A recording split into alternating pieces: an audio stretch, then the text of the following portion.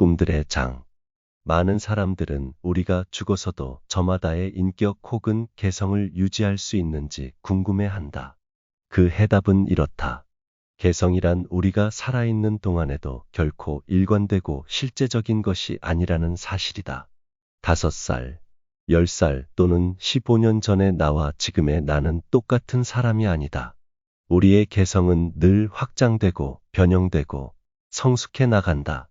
만약 위의 질문이 개인은 과연 죽음을 극복할 수 있는가? 라는 물음이 되면 그 대답은 어떤 개인이 될 것이다. 실제로 우리가 나라고 부르는 존재는 매일매일 다르며 해마다 다르다. 그러므로 나라고 지칭할 때 과연 어떤 나를 말하는 것일까? 사랑에 빠져 있고 낭만과 욕정으로 가득한 젊은 날의 나를 말하는가? 아니면 천진난만하고 호기심 가득했던 어린아이 시절의 나를 말하는가? 아니면 죽음 직전의 나일까? 과연 세상의 마지막 날에 살아남을 나는 어떤 존재일까? 아마도 그 어떤 자아도 나는 아닐 것이다. 내세는 창조적 도약의 기회를 가져다 준다고 베단타 철학은 말한다. 내세는 선택의 폭이 더 확장되기 때문에 일반인이 생각하는 천국보다 훨씬 더 풍요롭고 광범위하며 새로운 실제를 경험할 수 있는 곳이다. 천국은 존재를 규정하는 일도 끝나고 무엇인가 변형되는 일체의 작업들이 모두 끝나는 하나의 결승선 피니시 라인이다. 영혼은 천복의 영토에서 빈둥빈둥 어슬렁거린다. 왜 의식은 활기가 없게 될까? 내세에서 이 질문에 응답하지 않고 생존하는 것은 아무런 의미가 없는 일이 될 것이다. 내세에서의 가장 큰 차이점은 5가지 감각기관으로 느끼는 자극들이 더 이상 우리를 자극하지 않는다는 사실이다. 가구들은 다 치워지고 내면과 외면, 양면으로 된 우리들 자신인 하나의 공간만이 남을 뿐이다. 예수는 천국이 우리 안에 있으면서 또한 하나님과 함께 있다는 역설적인 가르침을 주었지만 이것이 바로 그의 말은 진리라고 할 수밖에 없는 이유이기도 하다. 가구가 가득 찬 방에서 가구를 다 치우면 물리적으로 텅 빈 공간만이 남지만 정신의 공간만큼은 무한한 가능성으로 오히려 더 충만해진다. 그 안에서 모든 것이 새로 태어난다. 현자들은 이렇게 새로운 가능성을 탄생시킬 수 있는 가임 공간을 일러 아카샤라고 불렀다.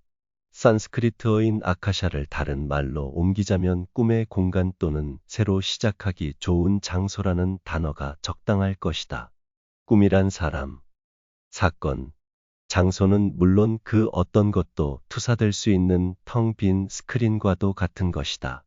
아카샤도 마찬가지이다. 베단타 철학은 말하길 모든 세계는 마음이 만들어낸 것이라고 한다. 이 세계가 바로 꿈인 셈이다. 세계는 태양빛에 부유하는 무수한 먼지 알갱이들처럼 오고 간다. 베다의 유명한 구절이다. 아카샤에서 우리는 존재하는 것들의 무상함과 미처 알지 못하는 실제가 지닌 광대함을 깨닫는다. 아카샤의 꿈은 우주적인 꿈이다. 그러나 그것은 우리가 매일 밤 꾸는 그런 꿈과는 다르다. 임사체험자들은 건너 감의 단계는 아직도 개인적 상태인 것 같다고 말한다.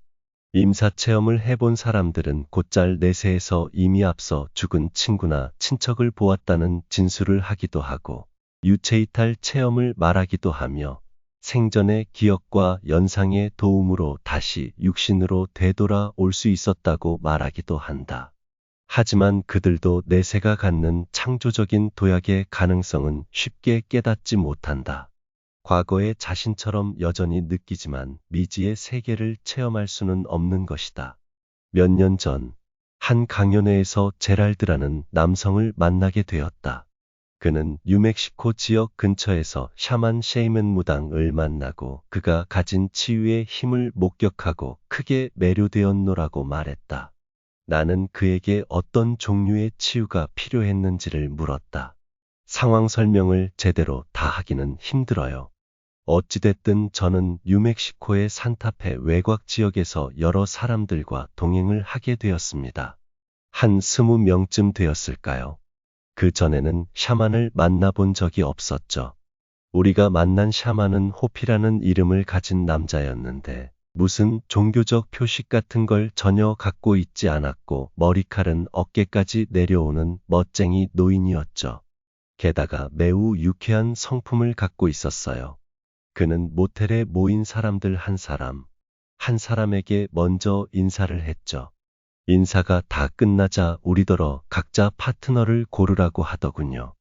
그래서 그곳에 모인 사람들은 자기 나름대로 가장 친근하게 느껴지는 사람에게 다다가 파트너가 되어 줄 것을 부탁했어요.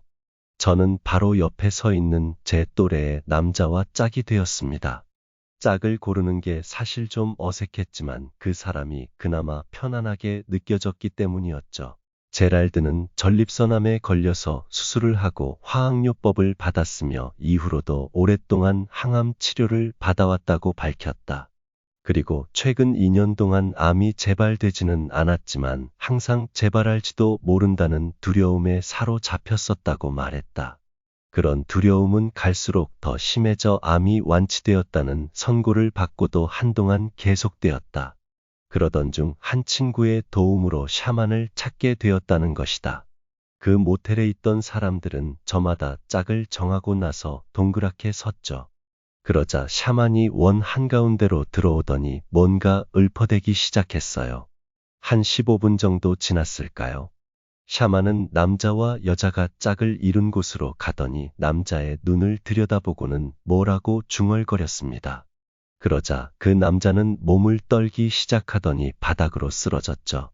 샤만은 계속해서 아주 강렬하고 다그치는 목소리로 말해하고 소리쳤습니다. 그러자 남자의 눈이 아주 멍하게 되더니 아주 춥다고, 겨울인데 땅바닥에 누워있다고 중얼거리는 겁니다. 술에 취해 죽어가는 사람의 모습이었어요. 그러자 샤만은 고개를 끄덕이고는 옆에 서 있던 여자를 쳐다보았죠.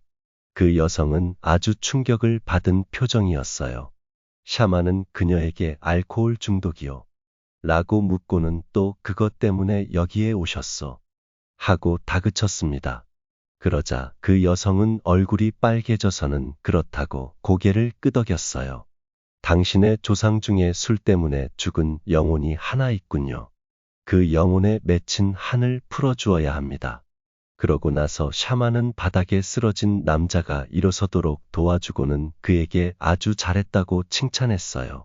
샤만의 의식은 그런 식으로 한 번에 한 쌍씩 권을 돌면서 진행되었습니다. 짝이 하는 역할은 바로 영매의 역할이었던 것이다. 상대방과 관련된 영혼이 짝의 몸을 빌어서 그가 겪고 있는 현실의 문제들, 즉 심리적인 좌절이나 암, 혹은 물질 중독과 같은 일들을 알려주었던 것이다. 그리고 영매가 한 말은 실제 상대방이 겪고 있는 문제와 정확하게 일치했다고 한다. 그 모텔에 오기 전에 어느 누구도 샤만에게 자신의 이야기를 한 사람은 없었다. 제랄드의 짝은 제랄드가 아주 어렸을 때 폐암으로 돌아가신 할아버지의 영혼을 불러들였다고 한다. 하지만 모든 사람들이 다 불러들인 영혼을 알아보는 것 아니었어요. 가까운 친척이나 가족의 영혼 외에 다른 영혼들도 덜어 있었죠. 저의 경우는 제 친할아버지가 살아 생전 훌륭한 분이셨다는 이야기를 듣고 자랐죠. 제 짝을 통해서 자신을 고통에서 벗어나게 해달라고 간청하는 할아버지의 소리를 듣는 것은 너무나도 무시무시하고 고통스러운 일이었어요. 도무지 믿겨지지 않았죠. 저마다 갖고 있는 고민거리가 드러나자 치유가 시작되었다. 샤만이 죽은 영혼을 떨쳐버리는 것으로 치유가 끝난 사람도 있었지만 제랄드는 그 치유의 오두막에서 몇 가지 의식을 더 치러야만 했다. 주로 샤만의 의식은 주문과 관계된 것들이었다. 몇 주가 지나자 샤만은 제랄드에게 그의 할아버지의 영혼이 안식을 찾게 되었노라고 말했다. 집으로 돌아와서는 곧장 정기검진을 받으러 갔습니다. 하지만 예전처럼 두렵거나 걱정이 되지는 않았죠. 악몽에 시달리는 일도 없고 한밤중에 땀 흘리며 짐에서 깨어나는 일도 없어졌죠. 다 끝난 겁니다. 샤만이 말한 대로 말이죠. 나는 우리의 안목을 넓히기 위해서 이 이야기를 자세히 했다. 가톨릭 문화권에서 성장했다는 사실이 곧 죽어가는 사람이 진주문에 도착하여 성바오로로부터 환영을 받는다는 말은 아니다. 이것은 거의 죽어가는 사람들이 보통 보고하는 그런 시나리오도 아니다. 오히려 내세는 미국 인디언들이 묘사하는 그런 세계와 더 가까울지도 모른다. 영혼이 가는 길은 우리가 미리 보지 못하는 연결 통로를 따라간다. 제랄드의 그 후 스토리는 더욱 흥미롭다. 집으로 돌아온 지 한 달 후 그는 자기 가문의 고향인 중서부 지역으로 아내와 휴가를 떠났다. 새로 단장한 빅토리아풍의 호텔로 들어갔죠. 호텔 방은 꽃무늬가 그려진 벽지에 기둥이 4개인 침대가 놓여있는 고전적인 분위기였죠. 그때 벽에 걸린 신문기사 액자가 제 시선을 끌더군요. 100년도 넘은 그 신문기사는 자원소방대원에 관한 것이었는데 사진 한가운데에서 나를 쳐다보고 있는 사람이 바로 할아버지셨죠. 아주 젊은 시절의 할아버지였어요. 두렵거나 놀라지는 않았나요? 내가 물었다. 아니요.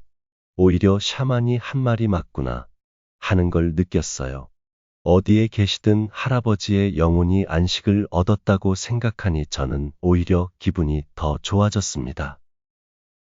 방금 들으신 스토리는 사후생 분야의 바이블, 하버드대 의학 박사 디펙 초프라의 죽음 이후의 살의 일부입니다. 영혼, 환생, 죽음에 관심이 있으신 분들에게 추천합니다.